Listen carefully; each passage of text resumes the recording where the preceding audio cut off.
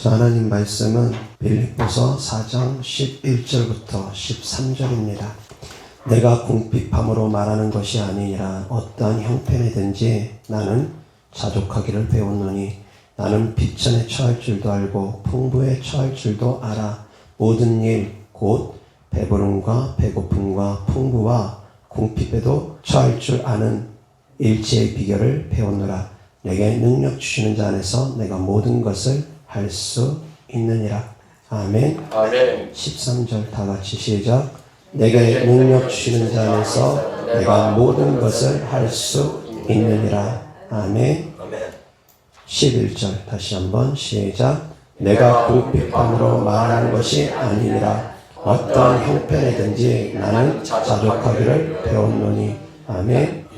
오늘 하나님 말씀 주제는 하나님께 부요하고 형편에 맞게 생활하라 라는 주제로 하나님의 말씀을 전하도록 하겠습니다.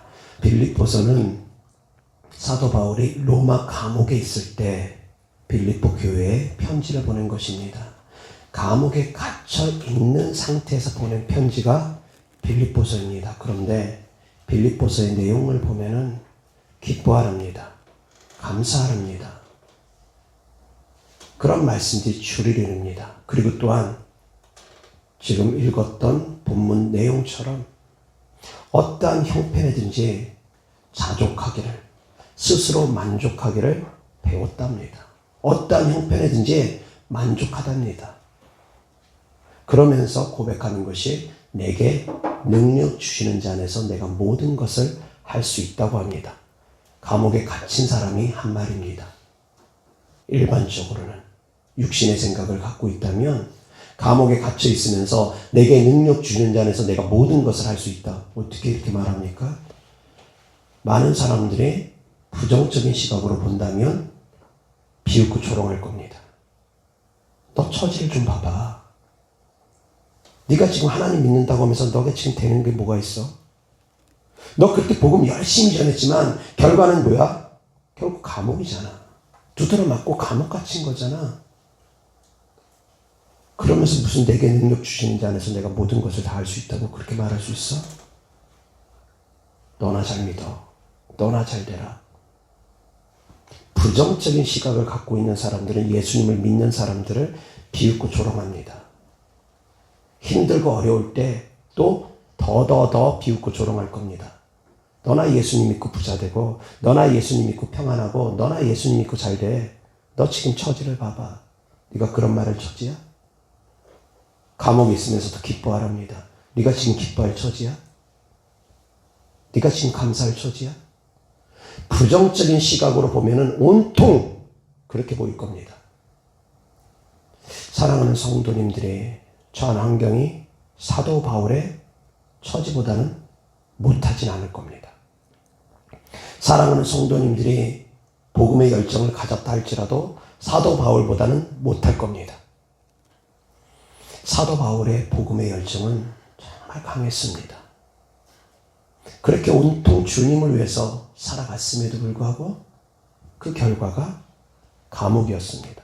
돌에 맞아서 죽을 뻔하기도 하고, 배가 풍랑을 만나서 배가 파손돼서 죽을 뻔하기도 하고, 여러 번 매도 맞고, 사시리 하나 감한 매를 맞고, 태장을 맞고, 그 많은 고통 가운데 또 배고프기도 하고, 굶주려서 배고프기도 하고, 그런 가운데서도 일체의 비결을 배웠다고 합니다. 그러면서도 자족한답니다. 그러면서도 감사하답니다. 그러면서도 기뻐하답니다. 사랑하는 성도님들이 사도 바울보다 복음의 열정을 갖지는 못했을 겁니다. 사도 바울보다 고난을 당하지는 못했을 겁니다. 복음 전하다가 돌에 맞아서 죽을 뻔한 사람은 안 계실 겁니다. 그런 죽음의 위기를 몇 번을 겪었던 사도 바울이 감옥에까지 갇혀서 고백한 고백이라는 겁니다. 아멘. 아멘. 사랑하는 성도님들 더욱더 마음에 깊이 있게 새길 수 있기를 바랍니다. 자족하기를 배울 수 있기를 주의 그리스도 이름으로 축원합니다. 아멘. 스스로 만족하라는 겁니다. 어떠한 형편에 있든지 어떠한 처지에 있든지 감사를 잃지 말라는 겁니다. 기쁨을 잃지 말라는 겁니다. 고백하라는 겁니다. 그 상황에서도, 그 절망 같은 상황에서도 내게 능력 주시는 자 안에서 내가 모든 것을 할 수 있다. 믿음의 고백을 드릴 수 있기를 주 예수 그리스도로 축원합니다. 어떠한 상황에서도 그런 믿음의 고백을 드릴 수 있으라는 겁니다. 어떠한 처지에 있더라도. 아멘. 하나님께 부요하다는 건 무슨 말입니까? 하나님께 부요하라는 것은 하나님께 인색하지 말라는 말씀입니다. 하나님께 인색하지 말라는 겁니다. 다만 그럼에도 불구하고 자기의 형편과 처지에 맞게 살아가는 것이, 그것이 지혜입니다. 사업을 하시는 분들 가운데 과하게 사업을 확장시키면서 남의 돈을 너무 많이 끌어오다 보니까 그 사업이 무너졌을 때 모든 것을 다 잃어버리는 경우가 있습니다. 하다못해 잃기만 하는 것이 아니라 빚만 산더미처럼 쌓는 경우가 있습니다. 물론 진취적인 마인드로, 믿음의 마인드로 그렇게 하는 분들이 덜어 있습니다. 그러나 계산하면서 최소한의 것들을 남겨두고서 미래를 대비하면서 하는 겁니다. 그 삶의 지혜입니다. 하나님은 전지전능하십니다. 그런데 하나님이 돌을 변하여 떡을 만드는 사건은 없습니다. 하나님께서 돌을 변하여 떡을 만드는 사건은 그 어디에도 없습니다. 하나님은 항상 자원을 활용하십니다. 하다못해 엘리야가 가뭄에 의해서 시냇가 근처에 머물러 있을 때 까마귀를 통해서 하나님께서 먹을 것을 공급해 줬습니다. 그리고 이제 시냇가의 물이 말라버리니까 하나님께서 그 다음에 엘리야를 가게 한 곳이 사르밧 과부집입니다. 그 가운데 사르밧 과부에게 말을 전합니다. 나에게 먼저 떡을 만들어 달라. 사르밧 과부가 마지막 먹고 죽을 양식밖에 남지 않았습니다. 마지막 아들하고 먹고 죽을 양식, 딱 한 끼의 양식, 그것도 풍족하지도 않습니다. 약간의 양식, 그거 먹으면 이제 양식이 다 떨어집니다.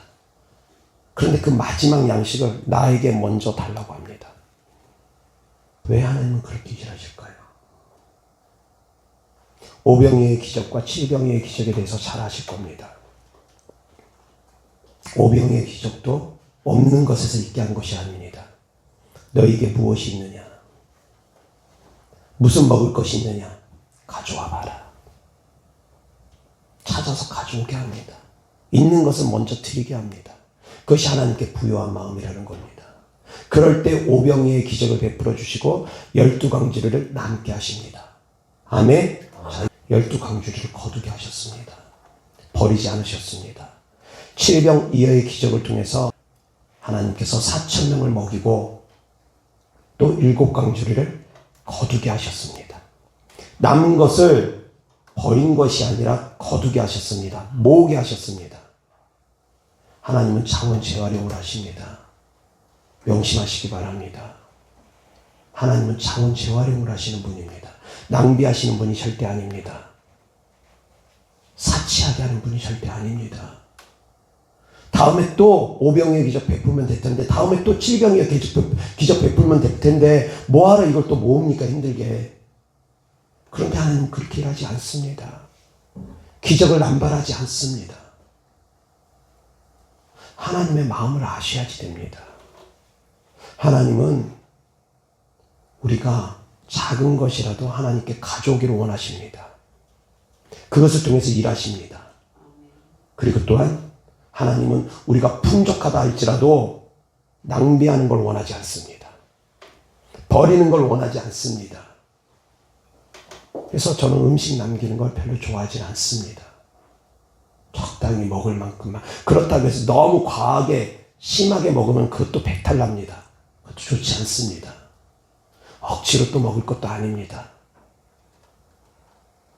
적당한 것이 가장 좋습니다. 남기지 아니하게 적당하게. 뷔페 같은 데 가면 써있지 않습니까? 음식 남기면 벌금. 먹을 만큼만 가져가라고. 삶이 그래야 됩니다. 그러면 하나님께서 채워주실 겁니다. 하나님은 일용할 양식을 주로 채워주시는 분입니다. 일반적으로 그렇게 일하십니다.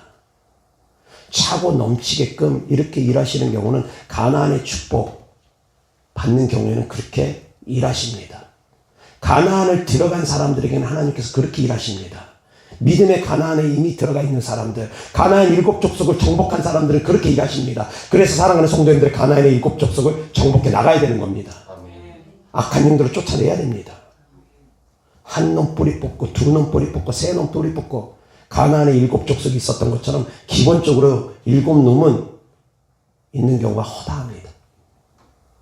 근데 한 놈 뽑을 때마다 하루 만에, 단 몇 분 만에 끝나느냐? 그런 경우 별로 없습니다. 없는 것은 아닙니다. 있습니다. 그러나 그런 경우 별로 없습니다. 한 놈 뽑을 때마다 몇 달씩 걸리기도 합니다. 뽑아내야 됩니다. 뽑아내고 또 뽑아내는 겁니다. 아멘? 아멘. 그렇게 가나안에 들어가면 내가 심지 않은 과실을 먹게 하시고 짓지 않는 집을, 내가 건축하지 않는 집을 들어가게 하시는 것이 가나안의 축복입니다. 거기에서는 하나님께서 채워주십니다. 악한 영들을 대적해서 내어쫓고 나면 전리품들이 생깁니다. 그러나 광야에서는 일용할 양식만이 있습니다. 광야에서는 일용할 양식만이 있습니다. 만약에 광야에서 욕심부려서 만나를 이틀치껏 3일치껏 잔뜩 가져온다. 어떻게 됩니까? 썩어버립니다. 광야에서는 하나님께서 풍족하게 안 줍니다. 거기서는 매일매일 수고하고 애써야 됩니다. 사랑하는 성도님들, 하나님의 뜻을 알 수 있기를 바랍니다. 오늘 말씀을 잘 듣고 하나님의 뜻을 헤아릴 수 있기를 바랍니다. 하나님은 능력의 하나님이고 전능하신 하나님이고 우리에게 부유하게 하기 위해서 가난하게 오신 분이지만, 그렇지만 무조건 퍼주지는 않습니다. 하나님께서 주실 때는 주심의 원칙이 있습니다. 먼저 가져와라. 엘리야가 사르밧 과부에게 먼저 나에게 가져오라고 했던 것처럼 엘리사가 기적을 행합니다. 엘리사의 제자로서 엘리사를 따라다니며 하나님을 섬겼던 사람이 있는데 그 사람이 죽었습니다. 가장이 죽고 나니까 엘리사 선지자를 찾아옵니다. 선지자님은 아시죠? 제 남편이 여호와를 경외한 것을, 하나님을 경외한 것을 선지자님은 아시죠? 그런데 내 남편이 가정은 돌보지 아니하고 하나님만 경외한다고 선지자님만 따라다니다가 내 가정은 풍비박산이 났습니다. 내 아들 둘이 있는데 내 아들 둘은 이제 빚을 갚지 못해서 종으로 팔려가게 됐습니다. 어떻게 해야 됩니까? 어떻게 해야 됩니까? 그러니 엘리사 선지자가 묻습니다. 내게 있는 것이 무엇이냐? 기름 조금만 있습니다. 그러냐? 그럼 모든 이웃들에게 그릇을 빌릴 수 있는 만큼 최대한 다 빌려서 그 남아있는 기름을 그곳에다 계속 따르라. 그렇게 해서 다 따르니 그릇이 다 차고 나니까 그 기름이 또 끊겼습니다. 그리고 그 기름을 팔아서 빚을 갚고 생활하게끔 하십니다.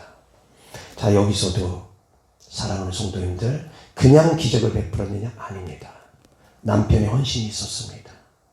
하나님을 경외한 삶이 있었습니다. 남편의 희생이 있었고 헌신이 있었습니다.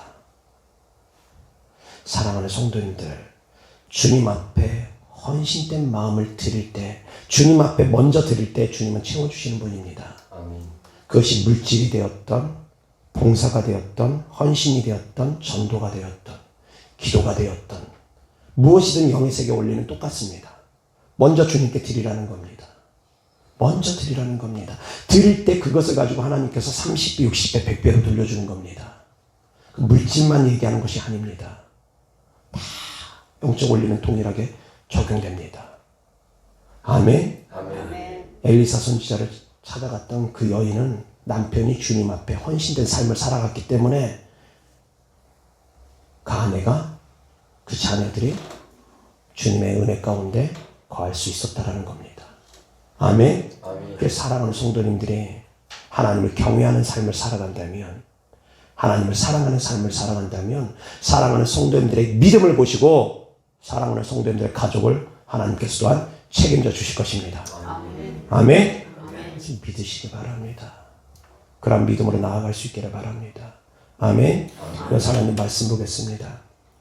요한복음 6장 1절부터 그 후에 예수께서 디베랴의 갈릴리 바다 건너편으로 가시매 큰 무리가 따르니 이는 병자들에게 행하시는 표적을 보았음이로라. 예수께서 산에 오르사 제자들과 함께 거기 앉으시니 마침 유대인의 명절인 유월절이 가까운지라. 예수께서 눈을 들어 큰 무리가 자기에게로 오는 것을 보시고 빌립에게 이르시되 우리가 어디서 떡을 사서 이 사람들을 먹이겠느냐 하시니 이렇게 말씀하시면 친히 어떻게 하실지를 아시고 빌립을 시험하고자 하시니라. 빌립이 대답하되 각 사람으로 조금씩 받게 할지라도 200데나리온의 떡이 부족하리이다. 제자 중 하나 곧 시몬 베드로의 형제 안드레가 예수께 여짜오되 여기 한 아이가 있어 보리떡 5개와 물고기 2마리를 가지고 있나이다. 그러나 그것이 이 많은 사람에게 얼마나 되겠사옵나이까. 예수께서 이르시되 이 사람들로 앉게 하라 하시니 그곳에 잔디가 많은지라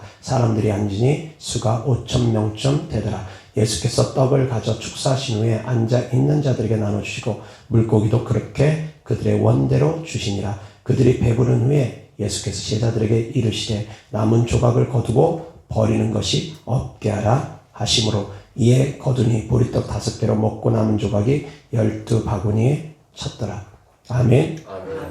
12절 다 같이 시작. 그들이 배부른 후에 예수께서 제자들에게 이르시되 남은 조각을 거두고 버리는 것이 없게 하라 하심으로. 아멘. 버리지 말라는 겁니다. 부스락일지라도 함부로 버리지 말라는 겁니다. 아멘. 그러한 근검절약하는 마음이 주님이 주신 마음입니다. 버리는 것이 없게 하랍니다. 형편껏 살아가는 겁니다. 이 가운데는 형편껏 살아가는 겁니다. 월세 살면서 차는 좋은 것을 타고 다녀야 된다고 허영과 사치로 가득 차가지고 다른 사람들한테 보여지는 것에만 너무 집착해가지고 형편은 어려우면서 명품은 둘러야 되겠고 좋은 차는 타고 다녀야 되겠고 그러면 안 된다는 겁니다. 형편에 맞춰서 생활하라는 겁니다. 아멘. 그것이 또한 지혜입니다. 내 형편에 맞춰서 살아가는 겁니다. 물론 100억대 부자가 벤츠 탈 수 있습니다. 그 정도 여유 되면 살 수 있습니다. 100억대 부자가 꼭 근검절약한다고 경차 타고 다니고 그럴 필요까지는 없습니다. 자기 형편에 맞게끔 할 수 있습니다. 그런데 월세 살면서 벤츠 타고 다니고 그것은 과하다라는 겁니다. 그것은 과하다라는 겁니다. 하나님께서 주신 축복이라 할지라도 사랑하는 성도님들이 그것을 하나님을 위해서 쓸 수 있는 그런 마인드가 기본적으로 있어야 됩니다. 하나님께 부요한 마음이 있기를 주 예수 그리스도 이름으로 축원합니다. 하나님께 부요한 마음이 없으면 하나님께서 그 사람의 영혼은 거둬가기도 합니다. 하나님께서 이렇게 말씀하십니다. 어떤 부자가 창고에 재물이 가득 차 있는데 더 이상 창고에 쌓을 것이 없다 보니까 창고를 확장시키겠답니다. 창고를 허물고 더 크게 지어서 그곳에다 재물을 더 많이 쌓겠답니다. 그때 그 부자에게 하신 하나님의 말씀입니다. 오늘 내가 너희 영혼을 취해간다면 그것이 다 누구 것이 되겠느냐. 하나님께 부요하지 못하고 세상을 향해서만 부요한 사람들이 이와 같으리라. 하나님께 부요하지 못하면 하나님께서 언제든 그 영혼을 취해갈 수도 있다는 것입니다. 나 자신만 위해서 살아가지 말라는 겁니다. 아끼지 말라는 것이 아닙니다. 저축하지 말라는 것이 아닙니다. 저축도 또한 지혜입니다. 사랑하는 성도님들, 내일을 준비할 수 있는 마음도 있어야 됩니다. 미래를 준비할 수 있는 마음도 있어야 됩니다. 그래서 학창시절에는 학생들이 더 나은 미래를 위해서 공부해야 되는 거 필요합니다. 믿음이 없는 다 된다 그러면서 미래를 준비하지 않는 것 어리석은 짓입니다. 하나님께서 요셉을 통해서 애굽의 7년 풍년과 7년 흉년에 대해서 알려주십니다. 자, 7년 흉년이 7년 풍년 후에는 온다고 합니다. 그럼 어떻게 해야 됩니까? 저축해야 될 거 아닙니까? 7년 풍년 동안 저축해내야 될 거 아닙니까? 노년에 일 못할 나이가 옵니다. 젊을 때 저축해놔야 될 거 아니겠습니까? 그렇게 살아가라는 겁니다. 그렇게 살아가라는 겁니다. 믿음이면 된다 그러면서 나는 내일 일은 난 몰라요. 꼭 그것이 믿음이 좋은 모습이 아닐 수도 있다는 겁니다. 사랑하는 성도님들, 하나님의 뜻을 헤아릴 수 있기를 바랍니다. 아멘. 믿음이 좋다고 하는 분들이 이 말씀의 지혜가 없어서 잘못된 길을 걷는 경우가 참 많습니다. 하나님은 주시면 채워주십니다. 아멘. 그리고 또한 있는 것을 아끼고 미래를 대비하게 하십니다. 주의 종이 되겠다고 하는 사람들에게 하나님께서 또 이렇게 말씀하십니다. 1만의 군사를 가지고 2만의 군사가 쳐들어왔을 때 싸워서 이길 수 있을지 없을지 계산해 보라는 겁니다. 싸워서 이길 수 없을 것 같을 때는 먼저 가서 화친을 맺으랍니다. 안 그러면 싹 죽임을 당할 수 있으니까. 그것이 지혜라는 겁니다. 건물을 건축함에 있어서 그 건축하는데 비용이 총 얼마나 드는지 10억이 드는지 100억이 드는지 먼저 앉아서 계산기 두드려 보라는 겁니다. 나에게 있는 예산이 얼마인지 얼마까지 끌어모을 수 있는지. 그런데 만약에 건물을 건축하기에 100억의 예산이 필요한데 나에게 10억밖에 없다. 20억밖에 없다. 그러면 그렇게 하지 말랍니다. 건물 건축하지 말랍니다. 왜? 시작만 해놓고 중간에 마무리를 못할 수가 있으니까. 돈이 모자라서 못 마무리할 수 있으니까. 그러면 사람들이 비웃고 조롱할 거니까. 주의 종으로 따르고자 하는 사람들도 계산하랍니다. 너의 삶을 계산하랍니다. 믿음이면 무조건 된다가 아니라는 겁니다. 깨달음의 지혜가 있으시길 바랍니다. 근데 교회들이 이 말씀의 지혜가 없다 보니까 믿음이면 된다고 해서 무리하게 성전 건축을 하는 교회들이 참 많습니다. 그러다 보니까 성도님들에게 작정헌금을 시키고, 그런다 보니까 성도님들이 그 작정헌금한 것들이 너무너무 부담스러워 버리면 이제 교회를 떠나버리고, 그래서 교회를 짓다가 제대로 짓지 못하고 경매에 넘어가 버리는 그런 교회들이 있답니다. 왜 그럽니까? 믿음이면 무조건 된다고 하면서 몰아붙일 일들이 아니라는 겁니다. 삶의 지혜도 필요하다라는 겁니다. 아멘. 우리 형편껏 교회 재정이 차곡차곡 쌓여져서 차곡차곡 쌓여진 것 내에서 대출 조금만 받아서 건축할 수 있으면 그렇게 해도 됩니다. 내 돈으로 100% 건축할 수 있으면 그건 뭐 더더군다나 좋고, 근데 대출 10% 20% 정도 받는다 하더라도 큰 문제가 없으니까 그 정도까지는 될 수 있습니다. 사랑하는 성도님들, 내 형편에 맞는 삶을 살아갈 수 있기를 또한 주 예수 그리스도로 축원합니다. 하나님은 그리고 자원을 재활용하시는 분이라고 했습니다. 예전에 제가 꿈을 꿨습니다. 꿈 가운데 땅바닥에 보니까 팝콘 같은 게 있습니다. 그래서 그 땅바닥에 떨어져 있는 팝콘을 주워가지고 털어가지고 보니까 고아 같은 사람이 한 명이 옵니다. 언덕을 넘어서 고아 같은 사람이 옵니다. 그래서 그 아이에게 그걸 줬습니다. 또 보니까 땅바닥에 팝콘이 또 있습니다. 또 주워서 털었습니다. 또 고아 같은 아이가 또 한 명 보입니다. 또 역시 줬습니다. 그리고 나서 보니까 이번에는 제법 큰 팝콘 같은 게 있습니다. 그것을 제가 주웠습니다. 그리고 그것은 이제 내 것으로 취했습니다. 무슨 꿈인지 몰랐습니다. 이루어지고 나서 알았습니다. 나중에 하나님께서 깨닫게 해주신 것인데, 제가 컴퓨터를 조립하고 분해하고 그런 것들을 좀 합니다. 그래서 컴퓨터 부품들이 좀 많이 있었는데 그 컴퓨터 부품들을 모아가지고 컴퓨터 한 대를 만들었습니다. 중고로. 근데 그것을 형편이 좀 어려운 집사님에게 그냥 드렸습니다. 그리고 또 컴퓨터 부품 또 모아서 또 컴퓨터 한 대를 또 조립해 놨습니다. 역시 이번에 제 여동생이 형편이 썩 좋지 않은 상황이 있었었는데 제 여동생에게 그것도 역시 줬습니다. 나중에 깨닫고 보니까 그것이 바로 팝콘들이었습니다. 팝콘 2개. 그리고 나서 얼마 안 있어서 그 피아노를 우리 집에 갖다 줬습니다. 피아노를. 그것은 제법 큰 박권이었습니다. 주니까 되돌아옵니다. 더 큰 것으로 되돌아옵니다.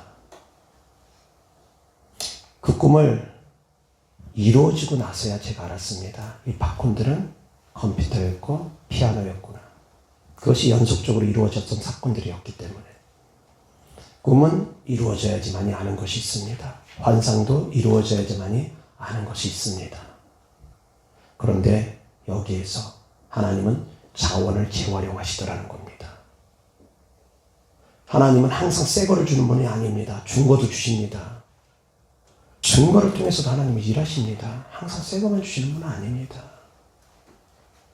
그런 깨달음이 있기를 바랍니다. 그래서 함부로 낭비하지 말고 함부로 사치하지 말고 현명껏 살아갈 수 있는 성도님들 되기를 주의 소리로 축원합니다. 아멘. 아멘.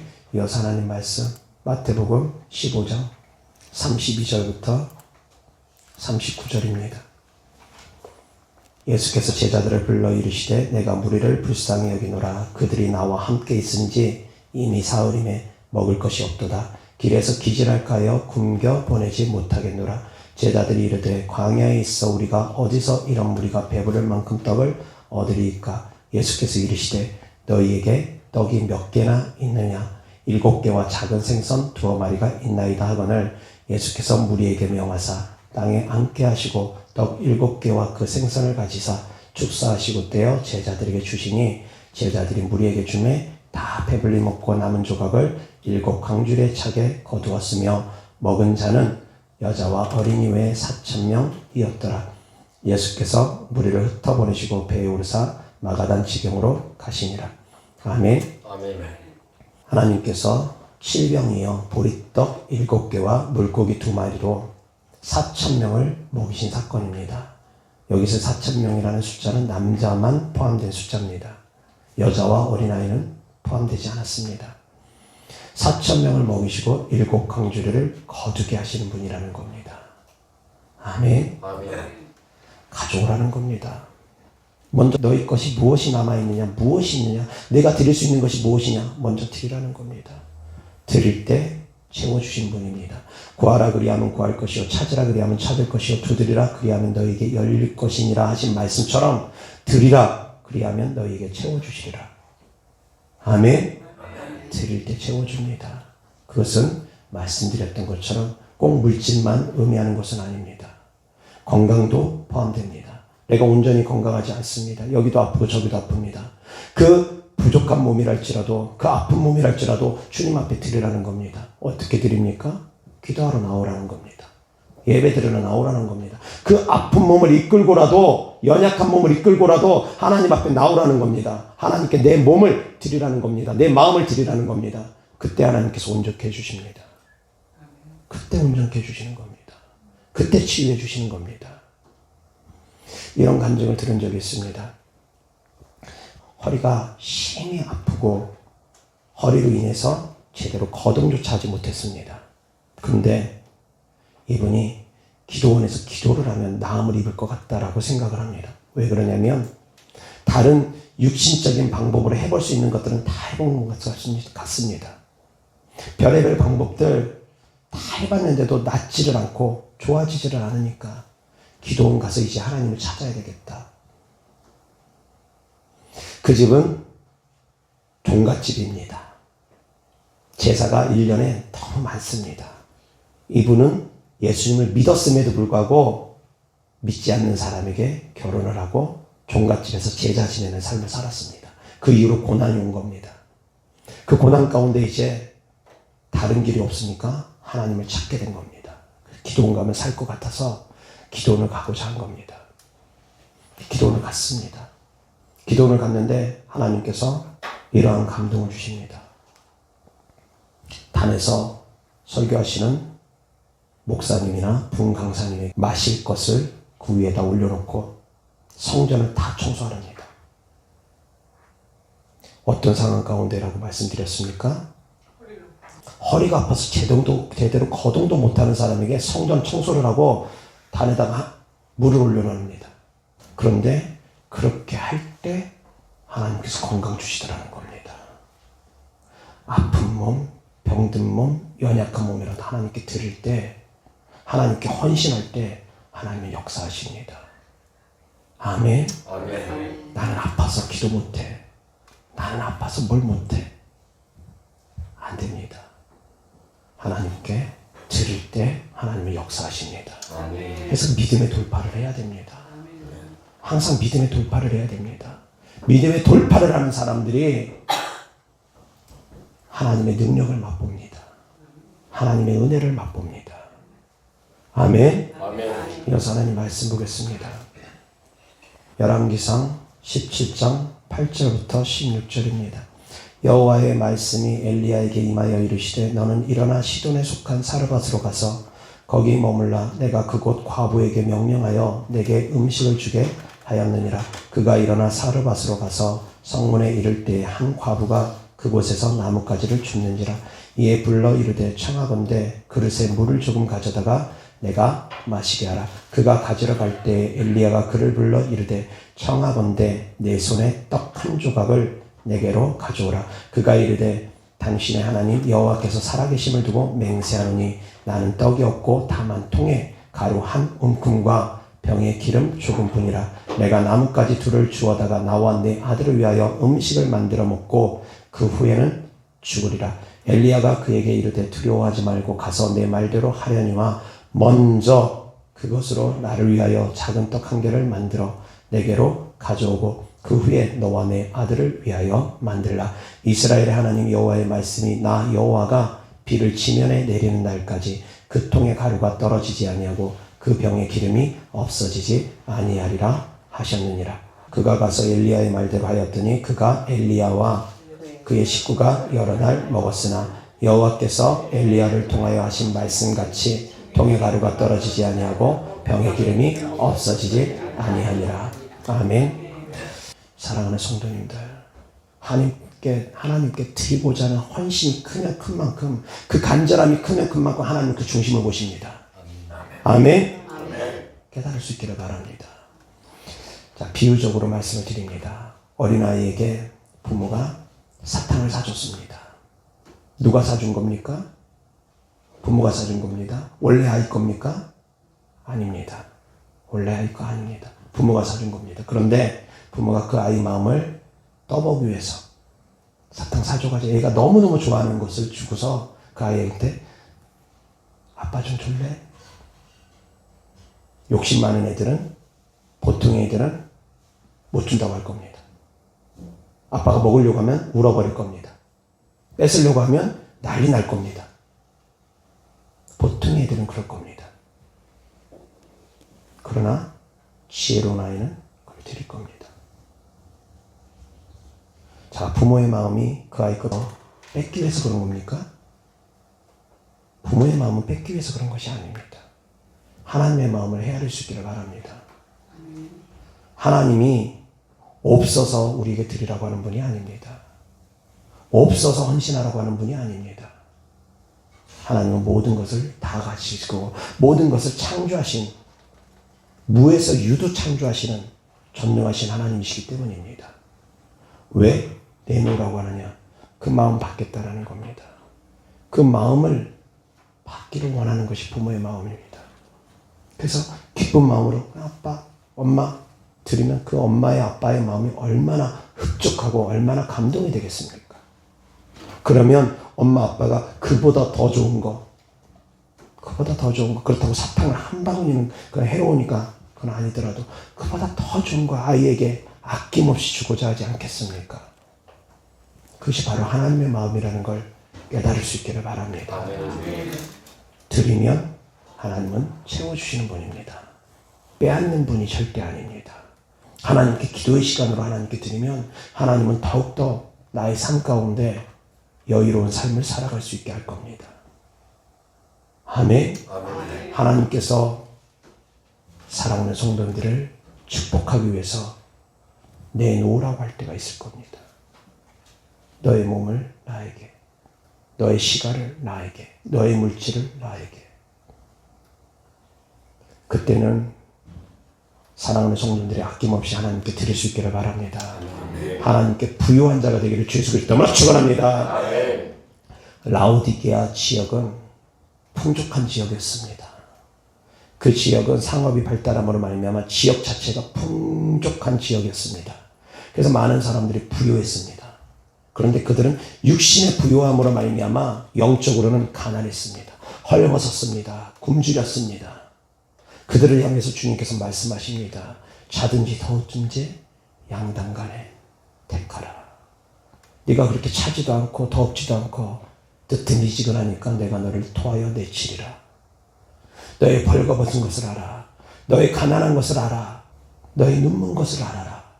너는 가난한 자다. 너는 헐벗은 자다. 너는 눈먼 자다. 그것이 주님의 평가가 아니었습니까? 육신적으로 부유하더라도 가난한 사람이 있습니다. 육신적으로도 화려하게 옷을 입고 있어도 헐벗은 자들이 있습니다.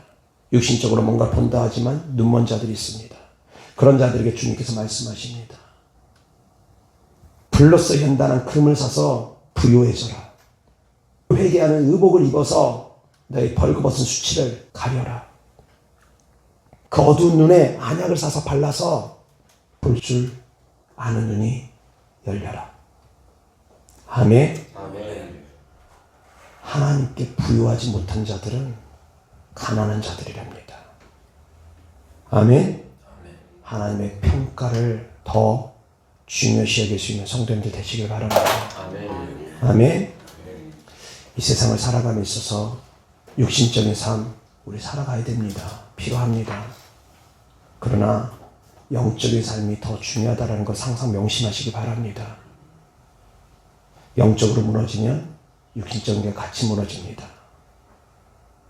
아무리 육신적으로 잘 되고 잘 먹고 잘 사고 그렇게 살아가기를 원하지만 영적인 거 무너지면 육신적인 거 무너지는 건 순간입니다. 그러나 영적으로 잘 되면 육신적으로 회복하는 것도 역시 순간입니다. 뒤에 따라옵니다. 그래서 사랑하는 성도님들은 항상 영혼이 잘 되는데 더욱더 초점을 맞추며 신앙생활할 수 있기를 주 예수 그리스도 이름으로 축원합니다. 영혼이 잘 되는데 초점을 맞출 수 있기를 바랍니다. 이어서 하나님 말씀 보겠습니다.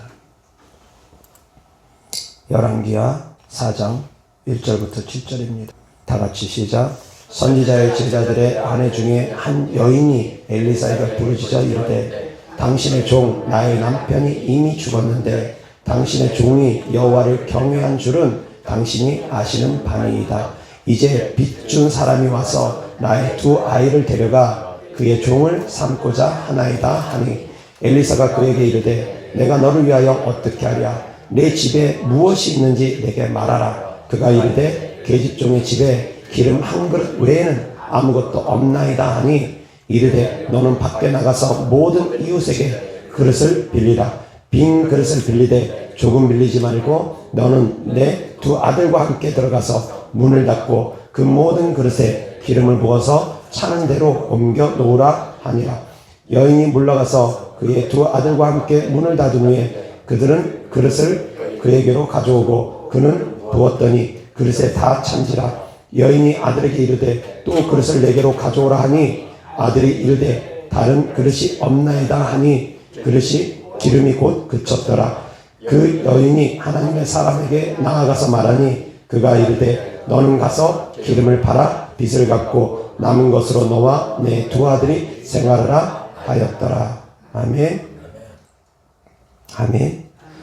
남편이 하나님을 향해서 헌신된 삶을 살아가니까 그 가운데 굶주리고 어렵고 힘든 상황 가운데 있을 때 하나님께서 역사이심으로 말미암아 해결해 주신다는 겁니다. 오병이어 사건에는 적당히 배고팠습니다. 그런데 칠병이어 사건을 하나님께서 기적을 베푸실 때는 많이 배고팠습니다. 굶주렸습니다. 상황이 좀 다릅니다. 오병이어 때는 볼 때 하나님께서 오병이어의 기적을 베풀었습니다. 그런데 칠병이어 기적을 베풀었을 때는 사흘 동안 먹지 못하고 있는 굶주린 상태에서 주님께서 보실 때 저들이 집으로 돌아가다가 기진하여 쓰러질까 하노라. 가다가 어지러워서 쓰러질 것 같다라고 주님께서 안타까운 마음이 들 정도로 사흘 동안 주님 옆에서 떠나지도 않고 그곳에서 머물면서 하나님의 말씀을 들었습니다. 사흘 동안, 3일 동안 주님 옆에서 말씀을 듣고 예배드리고 머물러 있었습니다. 3일 동안 밥을 먹지도 못하고 제대로 마시지도 못했는데 배고픔도 온데간데 없고 하나님의 은혜가 채워지니까 그것을 떠날 줄 모르고 있었습니다.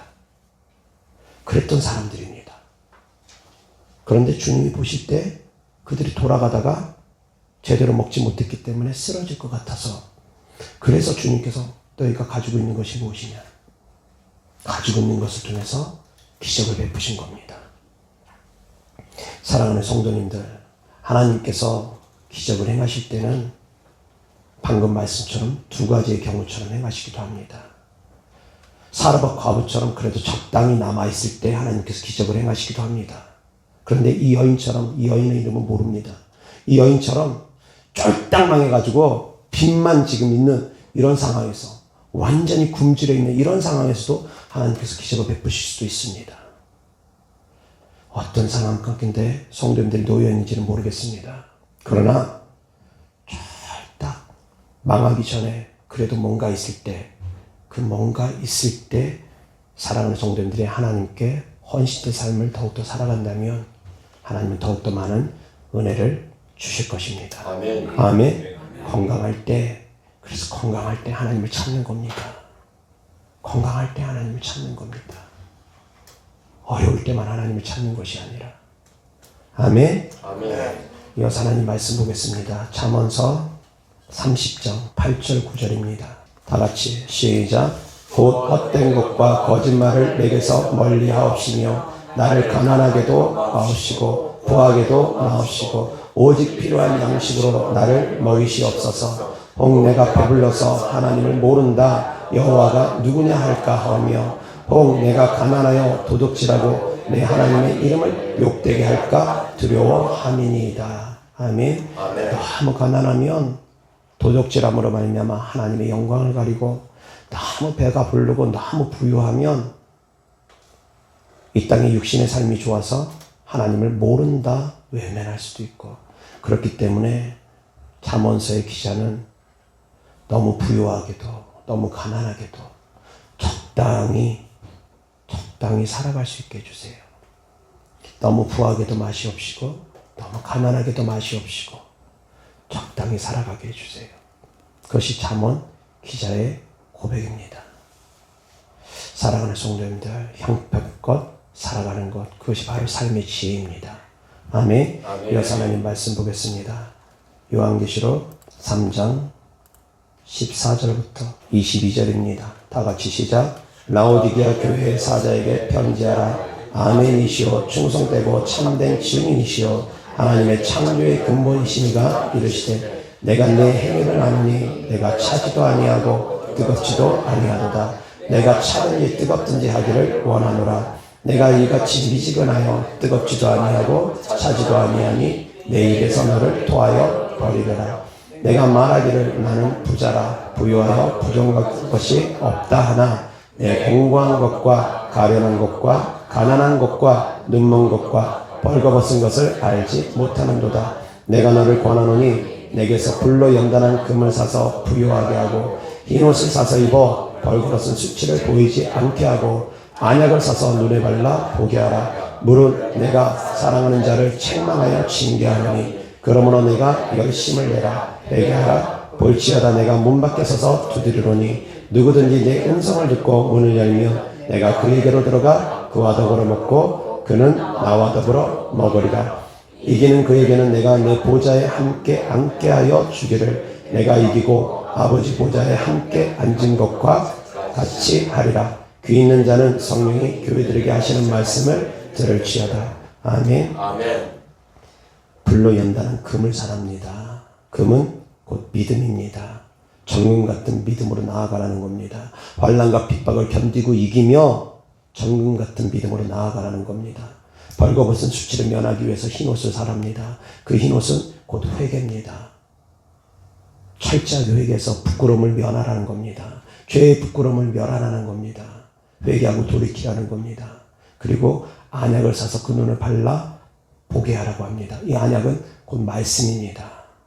말씀을 통해서 깨달으라는 겁니다. 말씀을 통해서 하나님의 뜻을 바르게 분별할 수 알라는 겁니다. 아멘. 회개의 기도를 드리고 말씀의 뜻을 분별하여 알고 그리고 믿음으로 하나님께 나아가라는 겁니다. 아멘. 이어서 하나님 말씀 보겠습니다. 누가복음 12장 13절부터 21절입니다. 다 같이 시작. 무리 중에 한 사람이 이르되 선생님 내 형을 명하여 유산을 나와 나누게 하소서 하니 이르시되 이 사람아 누가 나를 너희의 재판장이나 물건 나누는 자로 세웠느냐 하시고 그들에게 이르시되 삶과 모든 탐심을 물리치라. 사람의 생명이 그 소유에 넉넉한 데 있지 아니하니라 하시고 또 비유로 그들에게 말하여 이르시되 한 부자가 그 밭에 소출이 풍성함에 심중에 생각하여 이르되 내가 곡식 쌓아둔 곳이 없으니 어찌할까 하고 또 이르되 내가 이렇게 하리라. 내 곡간을 헐고 더 크게 짓고 내 모든 곡식과 물건을 거기 쌓아두리라. 또 내가 내 영혼에게 이르되 영혼아 여러 해 쓸 물건을 많이 쌓아두었으니 평안히 쉬고 먹고 마시고 즐거워하자 하리라 하되 하나님은 이르시되 어리석은 자여 오늘 밤에 내 영혼을 도로 찾으리니 그러면 내 준비한 것이 누구의 것이 되겠느냐 하셨으니 자기를 위하여 재물을 쌓아두고 하나님께 대하여 부여하지 못한 자가 이와 같으리라. 아멘. 다시 한번 21절 시작. 자기를 위하여 재물을 쌓아두고 하나님께 대하여 부여하지 못한 자가 이와 같으니라. 아멘. 저축하지 말란 말씀 아닙니다. 오해하시면 안 됩니다. 요셉도 7년 풍년에 7년 흉년을 준비했다고 했습니다. 저축하고 아끼고 형편껏 살아가는 것 필요합니다. 다만 그럼에도 불구하고 하나님께 인색하는 삶을 살아가지 말라는 겁니다. 아멘. 하나님께 드릴 때 하나님은 그 드린 것을 받으시고 5병의 축복을 7병의 축복을 30배 60배 100배의 축복을 주시는 분입니다. 아멘. 드릴 때 채워주시는 분입니다. 그런데 이 말씀은 헌금에만 국한시키지 말라고 제가 말씀드렸습니다. 물질에만 국한시키지 말라고 제가 말씀드렸습니다. 시간도 포함됩니다. 하나님께 드리는 시간 포함됩니다. 하나님께 드리는 예배, 하나님께 드리는 기도 다 포함됩니다. 전도하는 삶, 봉사하는 삶 다 포함됩니다. 전반적인 모든 영역에서 이 말씀을 들을 수 있기를 바랍니다. 아멘. 그래서 사랑하는 성도님들, 하나님께 아끼지 말고 내 삶을 드릴 때 하나님은 우리의 삶을 더 풍성하게 채워주시는 분이라는 걸 믿을 수 있기를 주 예수 그리스도 이름으로 축원합니다. 아멘. 나의 삶을 하나님께 드릴 때 하나님은 나의 삶을 더 풍요롭게 더 풍성하게 채워주실 것입니다. 아멘. 기도하겠습니다. 좋으신 아버지 하나님 감사합니다. 하나님께 인색하지 아니하고 하나님께 부요한 삶을 살아가고 이 땅을 살아가는 동안 형편껏 지혜롭게 살아가는 삶을 살아가기를 원합니다. 하나님 우리에게 지혜와 분별을 더하여 주셔서 이 땅에서도 어려움 당하지 않고 평안한 삶을 살아갈 수 있도록 은혜 베풀어 주옵소서. 주님께 드려진 예물들 주님 기억하여 주옵소서. 주님께 드리는 헌신된 마음이고 주님께 드리는 사랑의 마음입니다. 주께서 기뻐 받아 주셔서 그 물질들이 또한 이 땅에서도 열매 맺을 수 있게 하여 주옵소서. 그래서 이 땅에서도 30배로 60배로 100배로 열매 맺는 물질들이 되어지게 하여 주옵소서.